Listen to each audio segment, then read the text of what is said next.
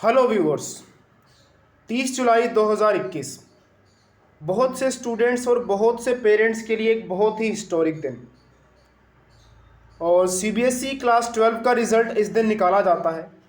बहुत से स्टूडेंट्स और बहुत से पेरेंट्स इस दिन बहुत खुश भी नज़र आए क्योंकि काफ़ी सारे स्टूडेंट्स को अच्छे मार्क्स भी दिए गए थे और बहुत सारे स्टूडेंट्स ऐसे भी थे जिनको उनकी उम्मीद से ज़्यादा मार्क्स भी दिए गए, यानी कि वो जो एक्सपेक्ट कर रहे थे उससे भी अच्छे मार्क्स दिए गए। हो सकता है उनकी परफॉर्मेंस अच्छी रही हो क्लास 10 या क्लास 11 में, या जो क्राइटेरिया था उसके बेस पे उनको अच्छे मार्क्स दिए गए हों, इसमें कोई शक नहीं है।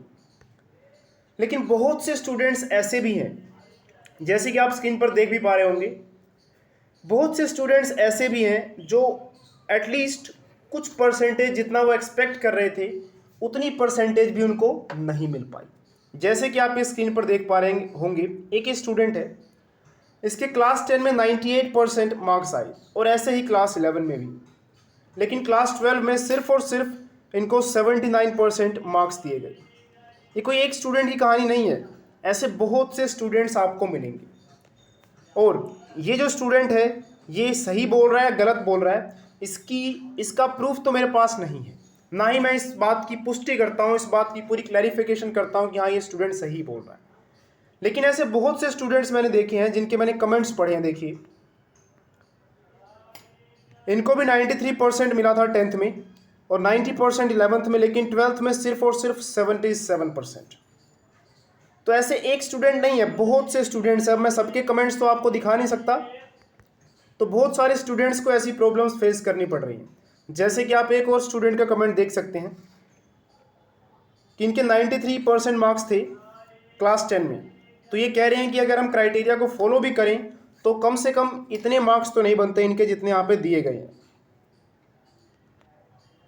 तो अब ये स्टूडेंट्स सही है या फिर सीबीएसई ने जो क्राइटेरिया फॉलो किया है उसमें कहीं मिस्टेक हुई है, ये तो कहा नहीं जा सकता।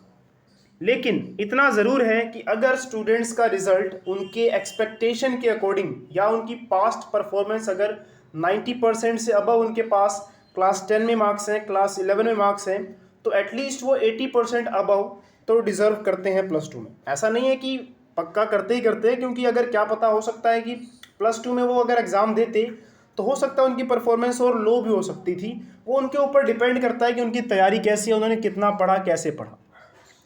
ये 100% श्योर नहीं है, या फिर मैं ये कहना चाहता हूँ कि जिस भी स्टूडेंट के 90% 10th में थे या 11th में भी थे, तो ये ज़रूरी भी नहीं है कि उसके 80% या 90% से अबव +2 में भी आए। हाँ, बट इतना ज़रूर है यार कि जब एग्ज़ाम नहीं हुए तो फिर इस तरह का डिस्क्रिमिनेशन क्यों? तो काफ़ी सारे स्टूडेंट्स ने स्कूल में अप्रोच भी किया कि हमें, अगर हमारे 10th में इतने हैं, +1 में इतने, तो इतने कम मार्क्स क्यों? तो स्कूल्स द्वारा कहा जा रहा है कि ये तो जो सीबीएसई की तरफ से क्राइटेरिया था उसके हिसाब से है, और हम 95 ज़्यादा मार्क्स कुछ ही स्टूडेंट्स को दे सकते हैं, सबको नहीं दे सकते। तो ऐसा स्कूल ने कहा, और वो कह रहे हैं कि अगर, या फिर सीबीएसई बोर्ड द्वारा भी यही कहा जाएगा कि अगर जिसको भी प्रॉब्लम है तो वो दोबारा से एग्ज़ाम दे ले। लेकिन बात यहाँ पे ये आती है, अभी स्टूडेंट्स क्लास 12 के एग्ज़ाम के लिए ही तैयारी करते रहें या फिर आगे भी बढ़ें? वो अपनी परसेंटेज को इंक्रीज़ करने के चक्कर में सिर्फ +2 का ही पढ़ते रहेंगे या फिर हायर एजुकेशन के बारे में भी सोचेंगे? क्योंकि पहले ही बहुत सारा टाइम वेस्ट हो चुका है। और अभी तो क्लास 10 का रिज़ल्ट आना भी बाकी है, उसमें भी देखते हैं क्या क्या होने वाला है। लेकिन जितने भी स्टूडेंट्स जो डिज़र्व करते थे अच्छे मार्क्स, ऐसे मेरे भी काफ़ी सारे स्टूडेंट्स हैं जिनके काफ़ी कम नंबर आए, जितना वो एक्सपेक्ट कर रहे थे उससे भी। बट ऐसी गलतियां क्या सीबीएसई बोर्ड, जो कि सबसे बड़ा बोर्ड हमारे देश का है, क्या उसके द्वारा ऐसी गलतियां होनी चाहिए? क्योंकि देखिए, इससे क्या होगा, देश का भविष्य बच्चों पर ही डिपेंड करता है। अगर एक होनहार बच्चा जिसको बहुत कम मार्क्स दिए गए हैं +2 में, अगर उसको अच्छा ढंग का कॉलेज नहीं मिल पाता, उसके मनपसंद की स्ट्रीम नहीं मिल पाती, उसका पूरा का पूरा कैरियर आगे चौपट हो जाएगा। और सोचिए ऐसे स्टूडेंट्स का क्या हाल होता होगा जो इतना अच्छा पास्ट परफॉर्मेंस देने के बाद +2 में कम मार्क्स लाएंगे, तो उनके ऊपर एक बहुत मेंटली प्रेशर भी उनको झेलना पड़ रहा होगा। तो मेरी बस यही रिक्वेस्ट है कि इस वीडियो को आगे फॉरवर्ड कीजिए। हो सकता है कि अगर ये वीडियो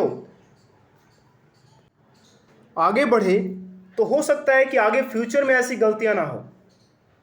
क्योंकि अगर बार बार ये गलतियां होती रहीं, अगर इंसान गलती से भी ना सीखे, लोग गलतियों से भी ना सीखें, फिर आप सोचिए कि कैसे हमारा देश आगे बढ़ेगा, कैसे बच्चों का भविष्य सुधरेगा, या फिर एक बच्चा जो कि बहुत ही टैलेंटेड है, होनहार है, कैसे उसको अपने मनपसंद कॉलेज में एडमिशन मिल पाएगा।